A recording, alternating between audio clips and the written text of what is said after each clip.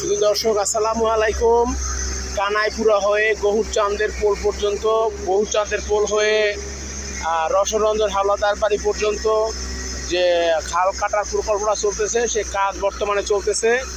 আমরা আপনাদের দেখাচ্ছি। অনেক বড় লেভেলের খাল কেটে নিয়ে আসা হচ্ছে। দুই ধারে বিশাল বিশাল ধরনের রাস্তা তৈরি করা হচ্ছে। খালের ভিতরে অনেক গভীরতা হচ্ছে এবং পানি এখন যদি তারপরও জোয়ারের সময় না, তারপরও খালের ভিতরে প্রায় 5-6 ফুট পানি রয়েছে আমরা দেখতেছি।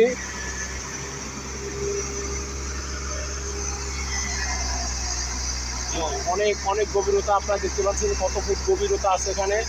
পানির ভিতর থেকে মাটি তোলা হচ্ছে। অনেক বড় ধরনের প্রকল্প চালু করা হয়েছে। আমরা দেখছি যে খাল কাটা প্রকল্প চলছে। সুজলা সুফলা শস্য শ্যামল আমাদের এই বাংলাদেশ। আপনারা দেখতেছেন যে চতুর্দিকে শুধু সবুজে সমারোহ।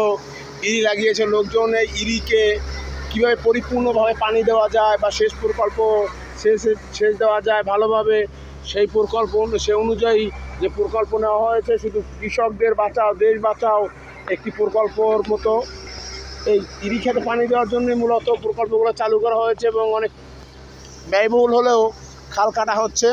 খালের দুই ধারে বিশাল রাস্তা, বিশাল অনেক বড় রাস্তা তৈরি করা হয়েছে। এই রাস্তা অনেক, দুই পাশে পার, সে পার এখন রাস্তায় পরিপূর্ণ হয়ে গিয়েছে। ওই যে পারেও দেখা যাচ্ছে পরিপূর্ণ রাস্তা তৈরি হয়েছে। রাস্তা মাটি নিয়ে আসছে। এই যে মাটি কাটা হচ্ছে, মাটি ফালানো হচ্ছে।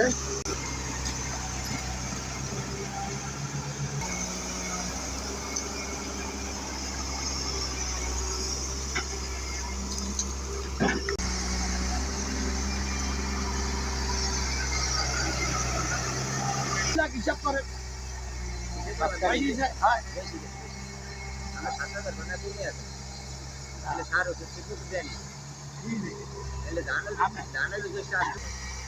আমি মাঝের 6 দিন থাকতে। আসসালামু আলাইকুম। ওয়ালাইকুম আসসালাম। মুরব্বী, এই যে খালের যে প্রকল্পটা চলতেছে, খালটা কত বছর পর কাটলো আপনি মনে করেন? অনুমান করি প্রায় 50 বছর পর। 50 বছর। ওই সময় কোন চেয়ারম্যান ছিল আপনাদের যখন কাটছে?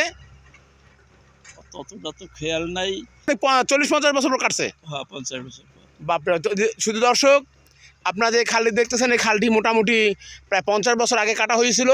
এখন যদিও আবার এখন নতুনভাবে কাটা হচ্ছে। এই সেই খালটা প্রকল্প চলতেছে কাটার। আমরা দেখতেছি অনেক লোকজন আসছে দেখার জন্য। প্রতিদিন 2-4-20-50 জন। সুজলা সুফলা শস্য শ্যামলা আমাদের এই দেশ।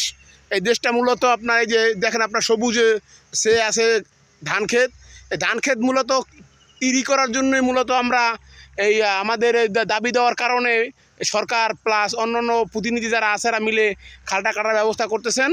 যাই হোক, আপনারা সবাই ভালো থাকবেন। খোদা হাফেজ।